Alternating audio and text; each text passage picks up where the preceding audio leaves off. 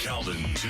Mann, leading Emmy, served over 20,000 youth through speaking, coaching, and mentoring.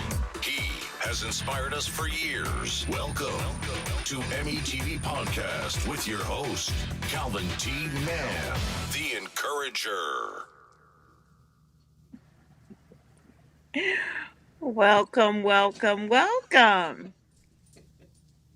I am your host, Calvin T. Mann, disguised as Hetheru, in the studio today with my sisters on this journey, Rochelle M. Morton and Crystal L. Gunn, experts specializing in their areas of finance and personal safety. I want to introduce myself again. I am Hetheru. We are in the midst of what we are calling the takeover, and that is the sisters on the stage right now, an Emmy podcast, as we're talking about the things that impact us and our families over this next few months in terms of our holiday season. So today's theme that we want to share with you is safe for the holidays. And I actually am remote. I'm not in the studio with my sister and our engineer extraordinaire, L Book, but I am still here in spirit and peace. So we'll get started. Just to give you a little bit about the topic and where that is coming from.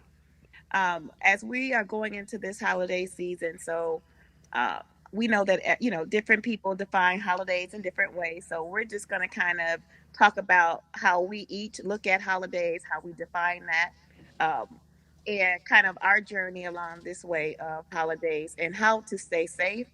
I want to talk first about just some of the holiday traditions that we have.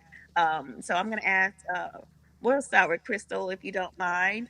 Crystal, just do a quick introduction of you and your area of expertise, and then tell us a little bit about holiday, how you define holiday, and what traditions that you guys normally celebrate in your family. Absolutely, and thank you for having me here again for the takeover.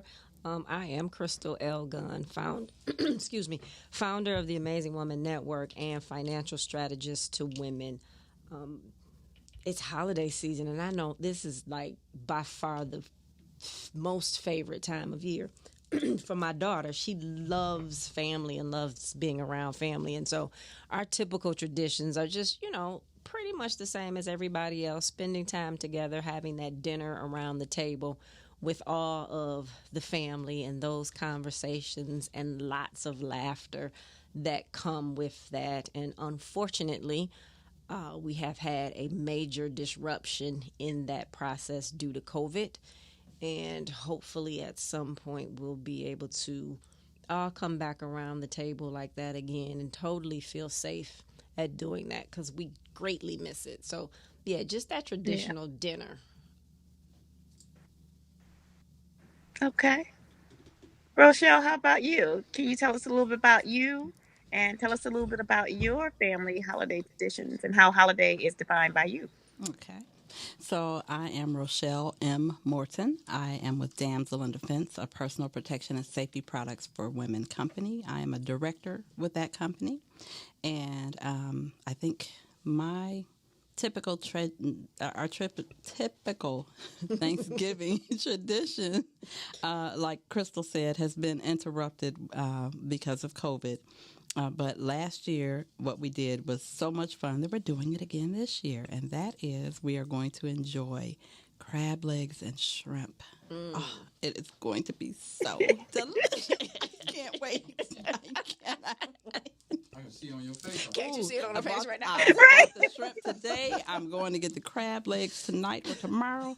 My daughter does all of the cooking. She seasons all of that so phenomenally well. I can't wait. See, we're like that about my mother's sweet potato pies. So yeah, it's Oh, that same uh-oh. giddy thing. And so literally Uh-oh. she has to make us all eat our own pie. All Wow. right, so be willing to share a slice of that. Yes, next Monday, as a matter of fact. She said, and it's her birthday? And it's Yeah, my she birthday. can bring that right I on in. know. Mm. Okay, well, my daughter's birthday is today, so I'll be having some cake with her today, but it won't be the sweet potato pie. But it's still some cake. I'll take that. But that pie would Right. be nice. That's And all I'm and saying. extend very well wishes for her and her especially great day today, the day Thank that you. she was born, and added to your tribe, your awesome family. So please extend those birthday wishes to her too for her happy Earth Day. Thank you.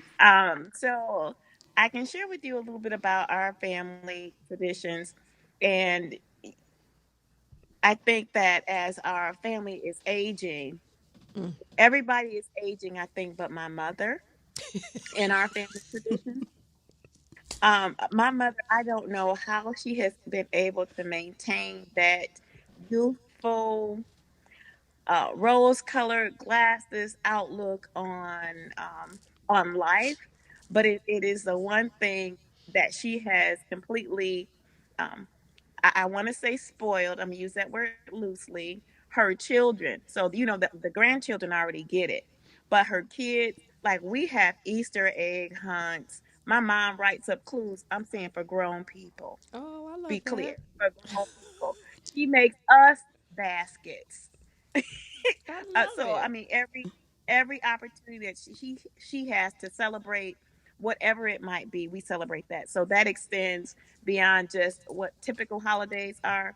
But in my family, we celebrate, accomplishments, achievements, almost with the same amount of excitement that you would do Christmas or Thanksgiving or Valentine's Day. I mean, so our we celebrate a lot, and I understand now as I'm getting older that part of that celebration is her way of instilling traditions and values into us in a way that makes it a part of just your life and the life now of our individual families, because some of those traditions have been passed down from my parents to us and now into our children, since most of my family members have children now, or my siblings I should say.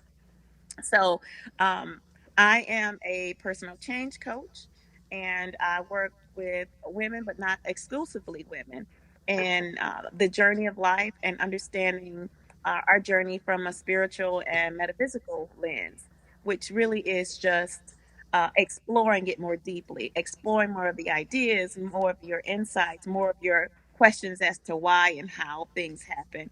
We kind of explore that together. And so I really love what I do. I'm also the executive director of Encourage Me I'm Young, which is a organization that is designed really for the restoration of family, to create that movement about how we now restore families. And that work is really important around seeding the lives of boys. So we typically work with boys 8 to 14, not exclusively because we're about the restoration of family.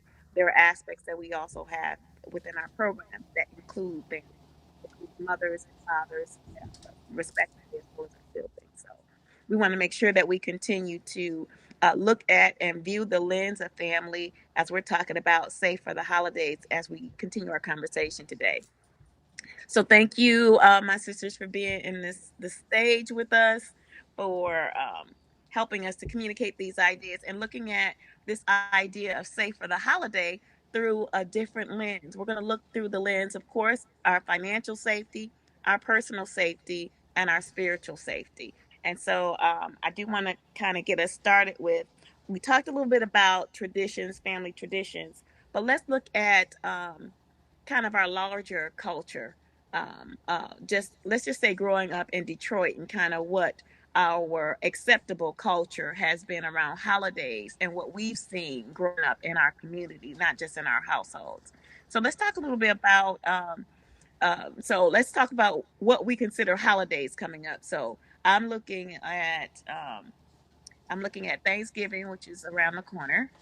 I'm looking at Crystal's Earth Day, which is on that Monday. That's another celebration holiday. I'm looking at, well, for some people, New Year's Eve and Christmas Day. I'm looking at Kwanzaa. I'm looking at my Earth Day, which is December 28th. I'm looking at the January 1st, which we consider that our new year, start of our new year. So let's look at it as we frame that and some of the things that we see around growing up in the city of Detroit and Metro Detroit around holiday traditions. So what are some of the things that you recall now? And we can look at it as now and then, because I think we have some exciting things in our past history that will be, exciting to see and talk about in our present history. So I'll start with one of the things. My favorite parts of the holiday have always been the lights. Everybody gets, you remember, everybody used to decorate their houses and the bushes and the trees, and then they had the festival of lights. They have all the different places that you can go for the decorating of the Christmas tree. I think that was Novi, right? They had all the Christmas trees that they would decorate every year to give you ideas and inspiration about your Christmas decorations and things like that. What kind of things do you guys recall from our past history of around Detroit celebrating holidays? Well, I think Uh, okay, Crystal's not the talking. Thanksgiving parade. Where you guys at? Come on Thanksgiving now. parade. Yeah, that Right. Thanksgiving Day parade. Um, Driving through neighborhoods and looking at the lights, on the different homes and just getting in that festive spirit was another favorite thing for me. Was to just look at how beautiful some of the homes were, and the more extravagant the lights were, the more impressed I was, of course. So, Right. just it was just beautiful to see and to just look at the creativity, because each house is different, and so the person that's doing the decorating is going to throw a little bit of individualism into what they want to display for their Christmas holiday celebration. So Hmm. to know me is to know I'm not big on holidays at all. On those pieces of it, the coming together of the family pieces is really huge for me. And I agree Hmm. with about the lights and the decoration. I can't tell you the last time I've decorated for a holiday, but one of the things, my daughter is 20. She turned 20 this year, and for the last 19 years, she and her dad have gone to the Thanksgiving Day Parade. That is their tradition. I love it. They look forward to it, and I'm sure they'll be going again. And it was always a great time that I was left at home alone. So I would be like, no, no, you got it Yes. right. Y'all have a good time. I'll see y'all when y'all get back. Right. But it's just such a cool thing, and I just literally and she and I were having a conversation like, I wonder how long you all are gonna do that. So from the time she was 1, every year since, they've gone to the parade together. So I think that's an awesome tradition, and just another way for them to build their relationship and their bond together. But yeah, could leave me at home for that one. So some other traditions, right? There were I don't know about you guys, but when the first deep snow hit, it was always the snowball fights, Oh yeah. making snowmen, angels in the snow. What else did we do in the snow? We would make ice skating rinks in our backyard. We actually had ice skates, but everybody had a chance to wear your ice skates. So you would take turns, all the neighborhood kids, everybody that could fit your ice skates or not. Because if you couldn't fit them, you just tied string around them to hold your feet inside. But because you couldn't do it with gym shoes and shoes on, it would never work. So you had to Oh, actually that was use ice Hetheru's foot. skates. That is funny. Yeah. So yeah. No, it's So like that was snow something was that different we when did we in were our young. Like snow yeah. was just different. We would literally the I don't know. Do they even still make the angels in the snow anymore? I know Yeah, my but kid has, but I mean, the kids that come outside. well, that's true too. Right. Mm. Right. But yeah, that was always good playing out in the snow, putting the And the sleds. and having the plastic over your socks in your boot to keep your feet. Yeah, don't look at me. You know everybody did that to keep your feet extra And extra it was the warm and dry. plastic bags that you had to use the twist tie on. You couldn't be the Ziploc No, bags. it was We not didn't the have zip. those We didn't back have then. those back then. That is so funny. Yeah, my grandma All used right, to now the true put the rubber band emerges. around Around your our Yep, you got the rubber band around your ankle to hold them. Love it. It's almost a shame that All our right. kids these days don't get to. Enjoy that. They don't get to do that sort of thing. Yeah. No, they don't So even how sell about snowsuits like they used to. No. Well, my no? daughter had one because they used to go to the Like parade. but they used to have them for like all ages. You don't Yeah. see snowsuits for like little kids, or you see them now. I think only Carhartt makes them Right. for the guys that work outside. But outside of that, it's hard to find a A snowsuit. snowsuit. Yeah. You got to find them at a It thrift is. store. Yeah, because kids are not going outside. Yeah. It's a So what shame. about going to Rouge Park? Do you guys remember this? Going to Rouge Park and going down a toboggan run? Oh, Oh, yes. yeah. Yes. Yeah. You had to go way back in the cut in the park, and then you find that toboggan She run and you said, slide all the way down. Back in the Yes, cut. way back in the cut. I was it was saying that just behind the earlier. horse. I was like, I'm gonna just sit back in the cut. I'm gonna just sit back. I'm gonna use that for the Right. next couple of months. You're I'm gonna be right. sitting back Sit in the back in cut the on a cut. couple of things. Yeah, it's almost sad that the kids don't get to do those things. And as much as I dislike the snow, but to be able to do those sort of things and to do them with the kids was just absolutely amazing. Yeah. Yes, absolutely. So I just want to offer some insight. Let's look at the deeper insights for some of the things that we just talked about. So when we talked about the Christmas lights, we always hear, you should let your light shine, right? And during that time of year, as I'm older and I reflect back on those things, I look at it a little bit differently. So the lights now, when I look at the lens that I have now, those lights really represent the very thing that it that emerges from you when you see it and experience it. It's the same type of experience that you have when you see someone with that same kind of light reflecting. So Absolutely. when you're around someone and they have that we can call it the holiday spirit now, Hmm. but they have that spirit that draws you in, that makes you feel good to be around them, that you can look at somebody and say hello and you get that genuine warm reflection back to yourself. Yes. It's the same kind of warmth that you get when you see those Christmas lights on somebody's house. You know, it's that same type of feeling that that brings or draws out a little bit more of what we consider in this time a holiday season. Like that's the mark that something good is about to happen, or that what you're seeing is something good, and what you're seeing is something that somebody put some effort into. And the light colors and the all the big inflatables that they have now.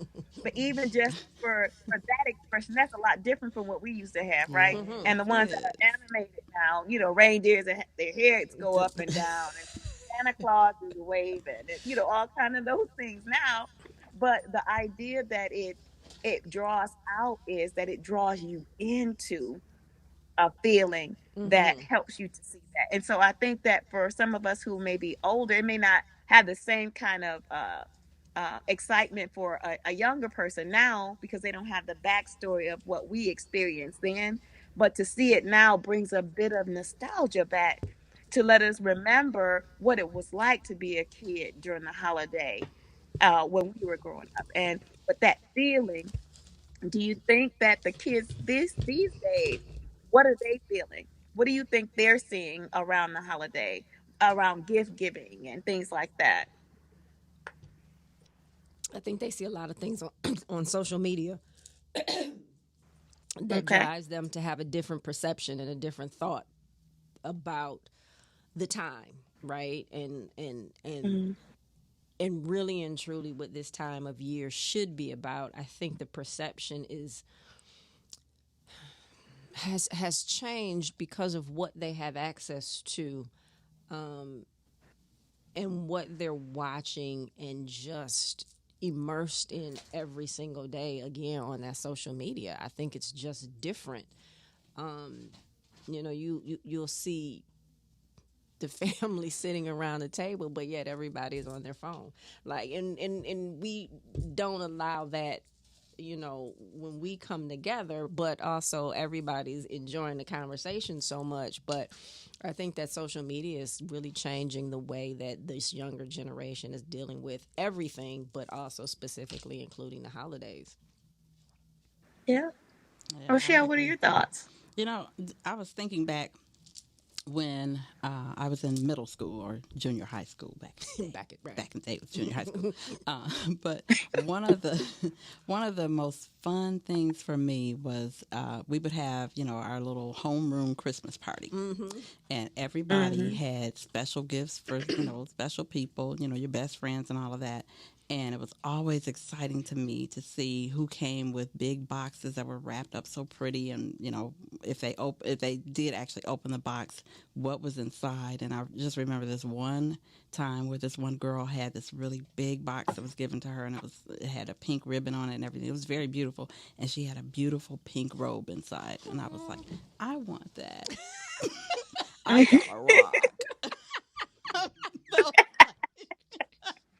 I didn't get a rock, but still, Right. got some It might earrings. as well That's what I have been got. a rock. You're right. But I just think back to how we used to make a list of all the people that we had to shop for, and we had a budget for how much money we had to spend. So Kmart Blue Light Special was a Oh real my thing. God. The blue light special. Ooh, the Yes. Blue Light That is Special. So I think we Yeah. literally have just dated ourselves with that one. we was having fun back then, but we got genuine gifts for people because we had to really shop for them. Yeah. It wasn't a gift card. Today, it's gift cards. It's Cash App. It's there's really no true thought into it, and so you're thoughtful in giving the gift, but when you get something specific from someone, which is why I love doing my gift baskets, because the gift baskets are personal. But when you give someone a gift card, they're either going to spend it on food or something, but it may not be something tangible that stays forever. And so when you look back at the gifts that you've gotten over the years, the things that you still have, you can say who gave that to you and when and what it meant to you. But now with a gift That's card, true. I may forget what I spent the gift cards on from last year or the year before, and so it's like you said, a very different time. Different time. It's and I think that for the old school folks in the room, I'm not going to speak to who they might be, Uh-oh. but for the old school folks, our young our young people, Right. Like the whole crew now. Old what's school. that? What's that? I think the whole crew is old school, Miss Hetheru. Appreciate you giving us a little bit of Right. for the benefit of the doubt here. All our Some old of us school. claim the young, the youth in us. 'Cause, we still got it. We still got it. But we all old school. Never mind the gray hair. That's just that was there forever. Amazing. I'm sorry, Heather. And so when I do workshops for and trainings for corporations and companies, right? And they're trying to figure out how to integrate the old school and the new school and the difference between the two. Because there was one of the companies that I work with, it was a big issue about the fact that the younger people didn't write anything down. And so the old school people felt like they weren't efficient, they weren't professional because they didn't actually write things down. And they said, "Well, I keep notes in my phone." And they were like, the old school people were like, "Well, that's not real. That's not really taking notes." And they could not get past the new school could not get past that the only thing that the old school would do was write it down, sticky notes, those kinds of things. My favorite, of Still course. right. But right, but they couldn't get past why they didn't use their phones. And then the old school couldn't get past them always on the phone. And so they didn't understand that this generation has been raised with technology. Technology. It is an extension of them. It's not separate from them. Right. For us, it's separate from us. We're not an extension of technology. We tend to have individualistic things that practices that we do. If we want to watch TV, we actually will turn on a TV. Some people use a remote control, and they're like, "Why would you do that? You can see everything on your phone. You can what is it where you can save the show and watch it again, or record it and just go and watch it Oh, again. I don't know what that's is called. You it guys know what I'm DVR, talking about. TiVo, Devo, whatever? Is it Yeah, I don't do Something any like of that, it. one of where them you things? have access and you never miss anything. For our generation, it was all about making sure you were there to see it, not to see the replay, not to see that thinking. It was all how we think is different from how they think. It doesn't make it better or worse. It just makes it different. And Mm-hmm. so the more respect that we have for the old and the new, the better we can function together, because I can learn something about, okay, so maybe um there may be occasions where I actually need to review something because I don't have a chance to see it. Now I can use that strategy. But actually having people work together with those same tools, how you use this and how this works best for you, is the same thing we need to incorporate into, I think, our holiday traditions. So how do we now uh, impact our young adults or our young people and some of the traditions of yesteryear, and show them some of the value of those things, and ask for them to show us some of the value in the things that they offer now. So when we start to work together and bring our generations together, it doesn't mean that it has to be the same. What it means is that we are both exposed to growing in new ways, because the old, it worked for us, but the new works for them. So the more we're able to integrate, especially by doing so, we help to minimize a lot of the conflict that we sometimes see at the holiday table, or in those spaces where I don't want to be with Aunt so and so, because Aunt so and so is always talking about the olden days, and young folk cannot stand hearing about the olden days. That is such a pet peeve for a lot of young people. They're like, "Oh, here you go again." Like, but that meant something to me. Don't diminish what means something to me. And they're like, "Yeah, well, you tell this story all the time," or, but we retell the story because there's some value in it for you now, not just for the sake of just saying a story, but also incorporating that so that you can pull what you need out of it, and before you shut us down. And But I so think I that think, go I'm ahead. s- I think that comes with constant conversation, right? So not just when you bring people together for the holidays, but if throughout the year, if that's the practice and that's the norm, and then both sides always have to be open to hear and understand why we did things this way, why it was important to us, but then I also have to be open to understand why this new generation, why they operate the way that they operate. And I don't think we can force it up on each other, but I think when we come together on a regular basis, that communication becomes easy. And then the younger generation actually winds up enjoying the stories because they think, okay, well, wait, my parents actually did that sort of thing, or you all were doing this. And it makes you more human because we we did the same thing that they're doing now. Mm-hmm. We just didn't record it because we didn't have cell phones, right? But we did Right. the same stuff. And so I think when we start to just have those really real conversations and telling the truth, um, and having them more often, I think that bridges that, "Oh, I don't want to hear what you're saying," because they find the humor Right. in it On too, both sides. on both sides. So Absolutely. it sounds like creating a safe space For for sure. not just the holiday but beyond. Correct. And ways to do that would be to have the conversation, but also share why it's important. Because we'll go on and we'll talk like I do incessantly, talk about it, but never help them to understand why this is important. and what you can gain from it. So we have to let people, and we have to ask the questions. So what do you do? Why is that important to you? I think we don't ask those questions of each other enough. Why is it important to you?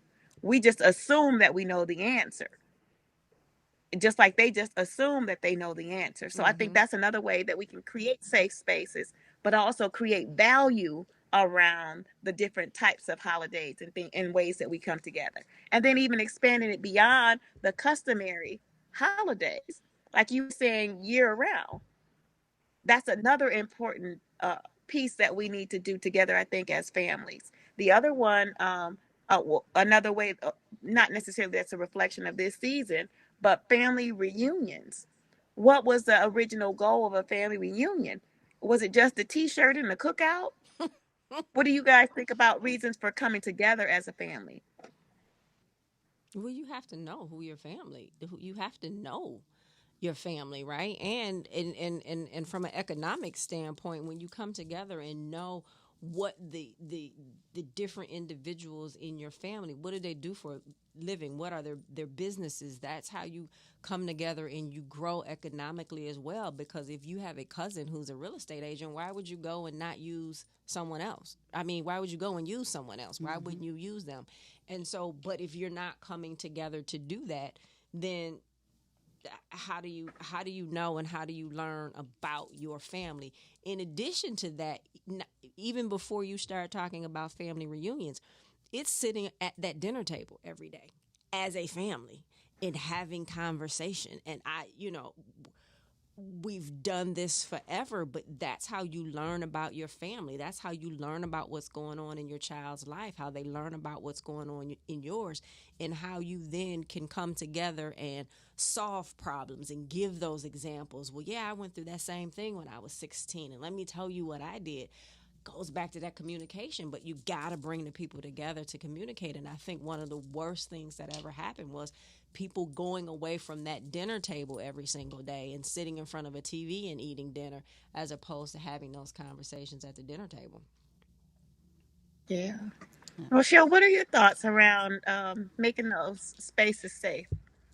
I think, like Crystal said, it's very important that we do create that safe space. A lot of times, if our children are not comfortable talking about things with us or with other adults that are trustworthy, they will go and talk to someone or some people who they should not be talking to, and will get the wrong advice and make the wrong choices.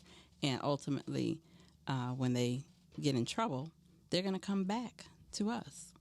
And so we want to do whatever we can to make sure that they feel safe enough to tell us whatever is going on, and not feel like they're going to be judged, but that they're going to be heard. And once they feel like they've been heard, then they can be open enough to hear the opinions of others. And, there are some family members where their opinion is not necessarily going to be well received.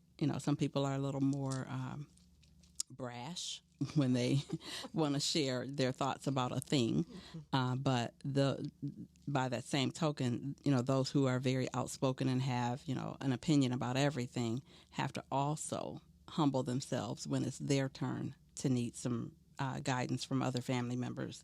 And, and that can be kind of tough for them sometimes because they've been the know-it-all. And, and they have all the answers, and they're the smartest in the group. And, sometimes the loudest is not the smartest. Right. They're just the loudest. They're just the loudest. And, so you have to, even as parents, we have to tone that down, and bring a level of respect back to that table so that whoever is speaking has the floor.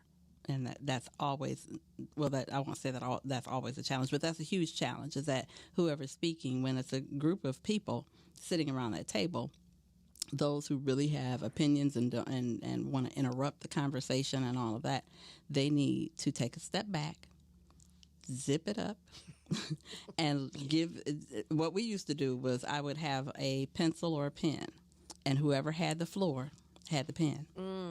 And until you give that pen to the next person, they can't talk. This is your time. This is your microphone. It's all about you.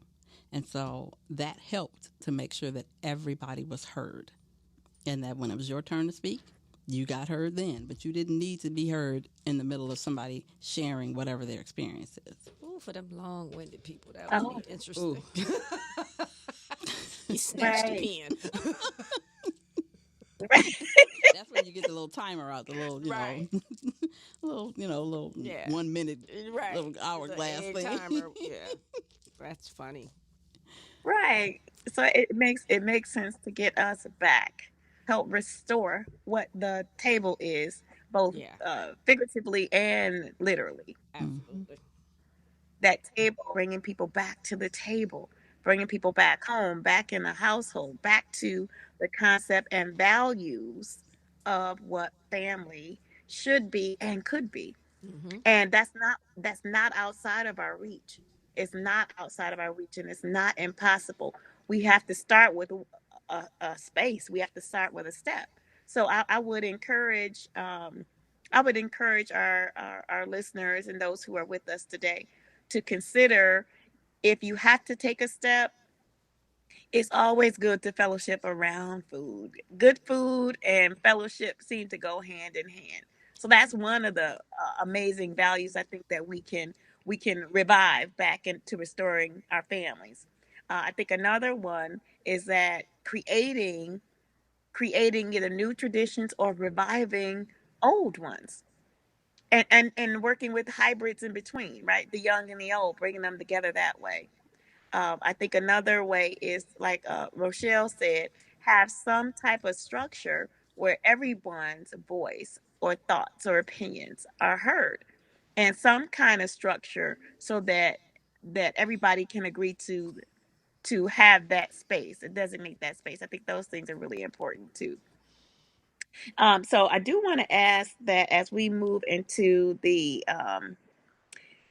safety aspects of our holiday season. So, from our expertise, can we look at how we can stay safe for our holiday through our finances, for how we look at that, how we look at our personal safety? Where are some of the things? Where are some of the places that we tend to let our guard down during the holidays? That's a better way to put it. So from a financial perspective, there's a lot going on during holiday season, right? Where you have to have extra guards put up so that you don't get taken advantage of, because it's easy and it's happening, right? And so when you think about it, you're out shopping, and you know the thieves are out. They literally are just out. And in this moment, I'm not talking about the person coming up to attack you, but being able to get there is technology that someone can walk past you and steal all of your credit card information, and your credit card is in your wallet, right? And so I think we have to go back, and it's like, okay, you have to be looking at your statements, your credit cards, your debit cards, your banking credit card statements almost daily, because you want to make sure that nothing is happening that shouldn't be happening. And it's easier to that fraud transaction that happens, it's easier to get it resolved the quicker you find it, right? And so that's one thing. And using your credit cards for purchases as opposed to your debit cards, it's something that you should do always anyway. But using them, because those credit card purchases, especially when you're buying things online, add an extra layer of protection that you don't necessarily have when you're using your debit card. And then beware of those texts, those emails, those phone calls claiming to be from your credit card provider or your bank account, saying, hey, there's been some mishap with your login information. Click this link, right? Or someone calling and asking you for your login information. Your bank or your credit card companies, they will never call you and ask you for your login information. Not ever. And so if you get those type of text messages, phone calls, or emails, don't click the link in there. Don't use the phone number that's in there. Go to the website and literally get the right customer service number and call if you have any questions. And that person on the other line will tell you, yeah, no, we're not going to ask for any of that information. And then you also have to pay attention to what are the, for the email addresses, what are those email addresses?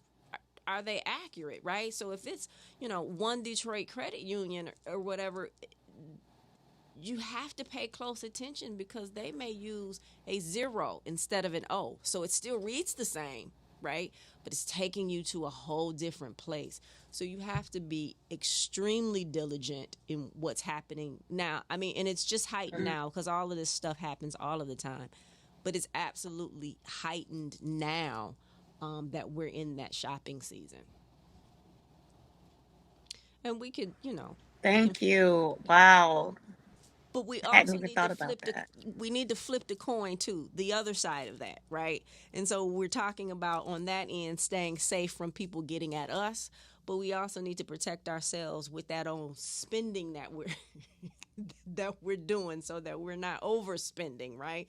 Because the Christmas music is playing in the stores and they have these sales going on and you just start buying and shopping like crazy and then you wind up looking like, oh my God, I blew my whole budget if you had a budget. So, and Rochelle even mentioned it earlier when you talked about that list of who you're shopping for, right? Have that list and make that this is the max that I'm going to spend on this individual and stick to that maximum. And it doesn't mean that you have to spend that much money on that person. If you find that perfect gift for them and it was less, then that's okay and do that. Another trick is, you got a husband and a wife and two young children that you're buying for. You may buy a family gift, a box that has things in it that everybody in that family could use, plus that game, and I'm going to say a financial game to continue to teach financial literacy, but that can bring that family together, and now they're playing this family game. One of the best memories that I have is game night with with my mother, my father, and my brother, right? And so how do you foster that and then bringing that family back together to come back and do that? And also, don't be afraid to ask people what do they want for Christmas. If you're buying Christmas gifts or birthday gifts, what do you want? You may have a niece, nephew, or a cousin who started a new job and say, you know what? I really could you buy my business cards? That's going to go further and they're going to appreciate that more than another, you know, something from Bed Bath and Beyond or another t-shirt that they're going to wear to work out in or to sleep in. So on that flip side, protect what you're spending so that you don't take and carry debt into 2022 or carry those financial mistakes into 2022. I think we have a caller. Caller, you're on the air. So yes, I was calling in Yes, sir. to, to interrupt this takeover, right? And so I just wanted to throw in there. I love the fact that you guys are really moving toward that family concept because that's ultimately very very important because that's where the first unity should be created. In order for us to have unity, you have to have unity within family in order for you to have community unity. And that's something that we really stress in the work that we do is coming together. And I say that wholeheartedly. Like, so December 4th, the BSN networking event after the BSN, everybody, we're asking people to potluck, bring something so we can have conversation on how to unify. We're getting ready to take BSN and make it part of the mastermind group out of Atlanta as well, right? There's a system that they have, and we have a system. And so we're discussing that as well.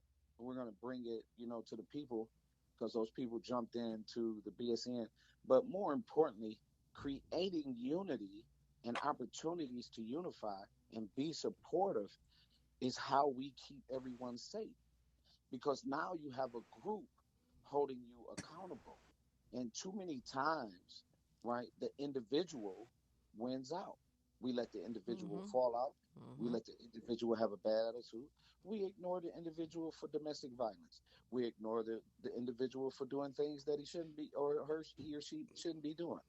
So when you have a family structure, everybody like bump family. So we've been saying bump family since the 60s, right, man? So they say we integrated. Everybody was like, run. I can't stand my uncle. I can't stand my cousin. I can't stand my auntie. They ain't no good, and I can't do this. And of course, we had our own issues. But more importantly, once you jumped out on the individual, that's how the system was able to pour in those things to drive us more into the consumer position. And so, for us to become the leaders and advocate for safety and things like that, one of the things we have to do is we have to, as we talk about all the time, is we have to move our businesses into hiring our own children, Mm-hmm. right? Preparing them, having a model where they can feed a family, making sure that we structure it so it could work right. So I just wanted to throw that into y'all safe holidays, because it's just really important. And I love what you guys have been doing. I have not missed an episode or a webisode, whatever you want to call it, right? But I love that fact. And then next Monday, to speak about family, we have Henrietta Lack's grandson, right? The DNA queen, the lady that they do all this. We got him on for next Monday. So next Monday gonna be epic. It's gonna be crazy because we're talking about not just family, but the fact how that DNA has contributed to so many people's success, which says it's something rare about us as a culture. We're just not accepting our rareness together. And that's all I want to leave that, guys. Keep doing the job. I'll talk to you guys. I love you all. Peace.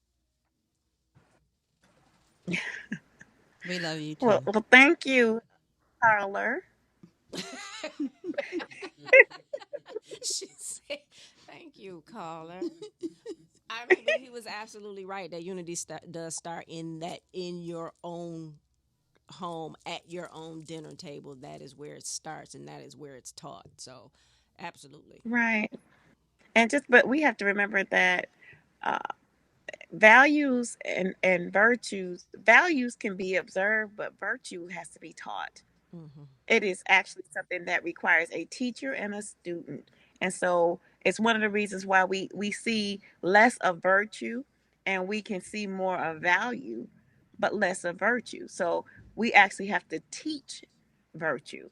It is one of those extenders that not only extend life, but it extends the your reach and the good that you can do. I think that really extends into generations too. Rochelle, can you share with us about some things to be aware of and how to keep safe for the holidays? Whew, okay, well, since I know time is limited, I won't go through my entire list because I have, oh, I don't know, about 20 good points right about now that I could share. Okay, But I'll okay, start with making sure that you fill up your gas tank before sunset. Mm-hmm. A lot of times we wait until the very last And minute. sunset is at like 3 p.m. right now, but go ahead. So be there by 2. Um, right, Next is to keep an extra phone charger with the brick. And if you don't know what a brick is, I can tell you about that because I learned about that. But if you keep the brick with you, you want an extra phone charger and the brick because sometimes that USB cord you may need to plug into an electrical outlet, and you cannot do that without the brick. Mm-hmm. So make sure you have both parts. Number 3, do not visit an ATM after dark. It's not that important. Get the money tomorrow. If you can't get it during the day, get it tomorrow. Borrow it from a friend, do whatever you got to do, but do not go to an ATM. Another thing is to park in well lit areas. We think that we can dash in and out of places and nothing will happen to us, or we pray along the way to and from.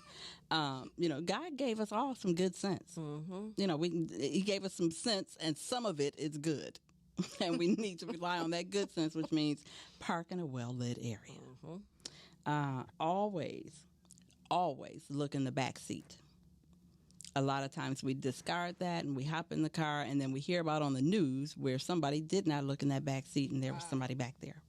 and they ended up being carted away, or something bad happened. Another thing that you want to do is only unlock your doors when you are immediately ready to get out of the car. Don't sit there and unlock them and then, pick up your phone and type, do whatever you got to do. Make sure that you're ready to get out before you unlock those doors. Another thing you want to do is to pay close attention at all times to your surroundings. Head on a swivel everywhere.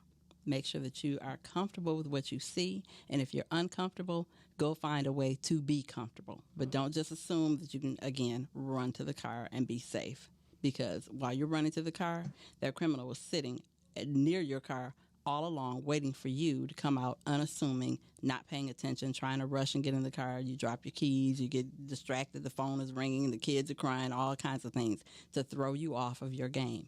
That's what they're looking for. You are the victim of the day. You never want to be that. I could go through a whole other list of my 12 safety tips, but I won't do that today because we are running out of time. We don't have any more time. Those were great. 7 minutes. Oh, okay. Y'all want me to go Right. through? Okay. All right. So I'm going to pull them up. And I'm going to be reading from the phone because there's 12 of them. You were on a roll. Those were really good. Okay. So the first one, safety tip number 1. Let me scroll back to number 1. And these are what I post on Facebook during the 12 days of Christmas. I start this in December. Number 1 is when you're out in public, keep your head up and look around. Make eye contact with everyone and avoid looking at this, your phone. Avoid that. You can get to that later. Yeah, people be looking down. They don't even pay Exactly. attention. Exactly. Number 2, It's a bad habit for you want to stage your protection. Put it in a kitchen drawer for easy access, especially during a home invasion, and that's because you want to stage it throughout your home. There are different things and throughout my home in different rooms where I know what I have and how I can quickly get to it, and that's because a lot of times when I ask people, well, where, what do you have for protection? Oh, I have a gun. Where do you store it? It's upstairs in my bedroom next to the nightstand. It's under in a box. And the bullets are in the basement. So all of that's great.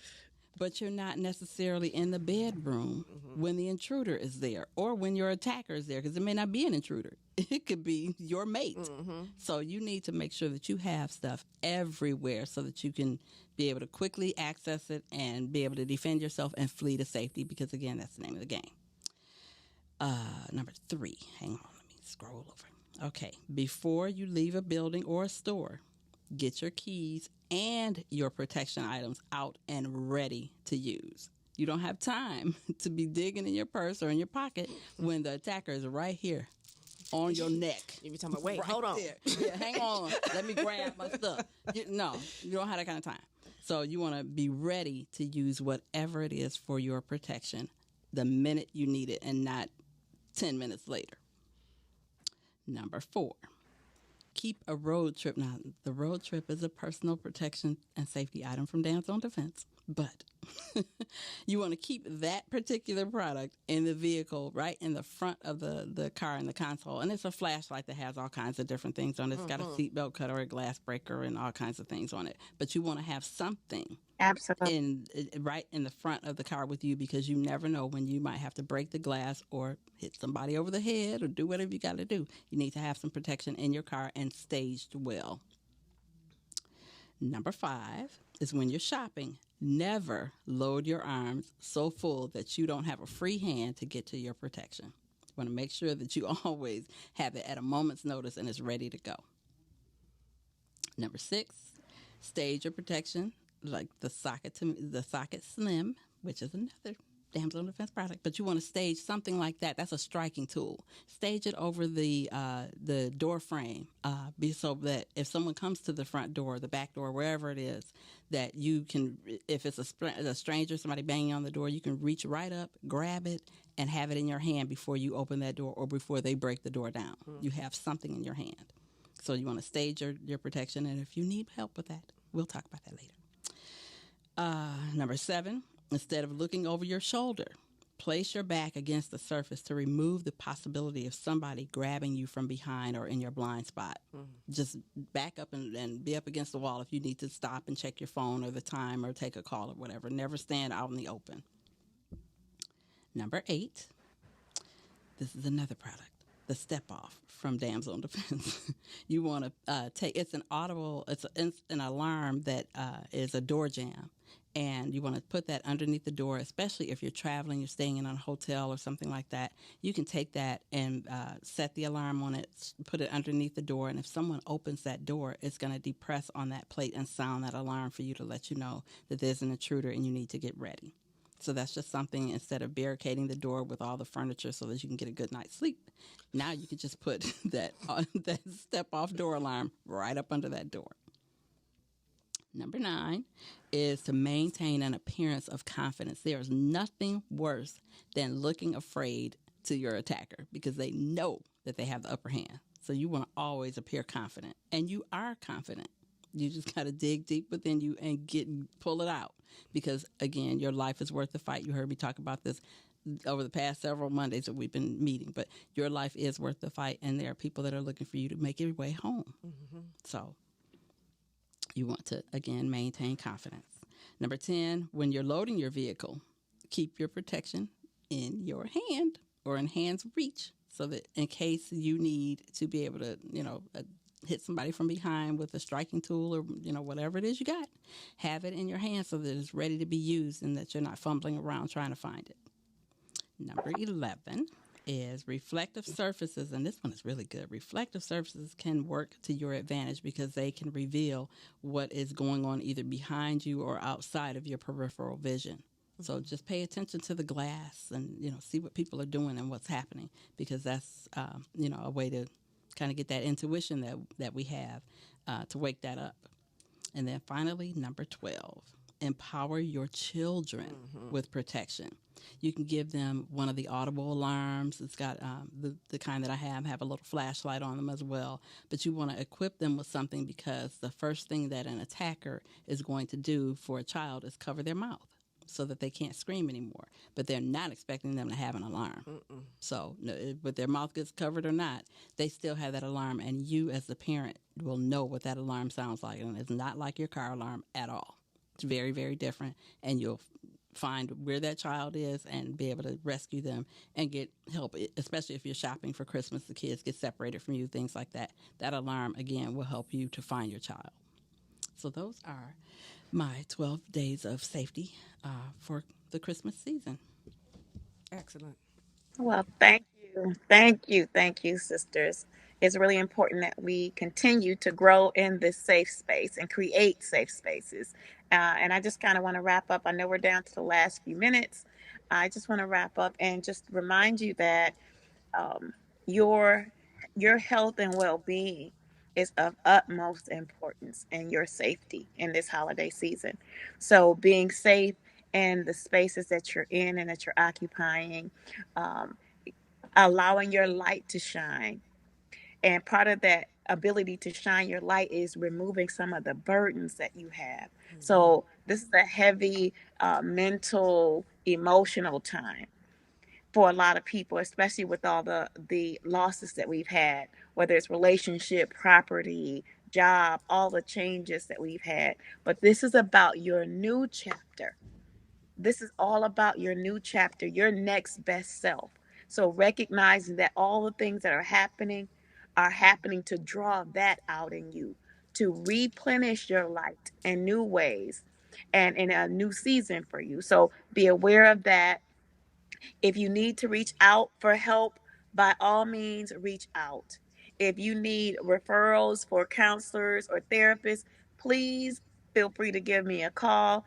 You can reach me through my website, but you can also reach me at my business line, which is 313-759-7855. Please reach out to me. You do not have to struggle through this and you do not have to do it alone. You are not alone. There are lots of people who have opportunities to embrace you if you allow them to help you through this journey if you allow them to. So please, please keep that in mind. My number again is 313-759-7855. 7855, and we can take this journey, these next steps together. You can come with me as a personal change coach, or if you just need the resources, if you need to get in touch with Crystal or you need to get in touch with Rochelle, you can also reach me at that number too. We are here because we have been called to this work, and we are the experts in our area, and we are here for you. So we thank you. We thank the Emmy team for Emmy Podcast today. We look forward to our next exciting journey, and where we're coming together. We'll be coming together in January for our next Women's Safety Net. So we're looking forward to that. We have lots of great things coming up for 2022 with Amazing Woman Network, with Emmy, with Dams on Defense. Keep an eye out for us and what we're doing. We need and appreciate your support. Have an awesome day. Thanks, El Boog, for being our engineer extraordinaire. Always for your time. You're so welcome. And safe holidays. Safe holidays.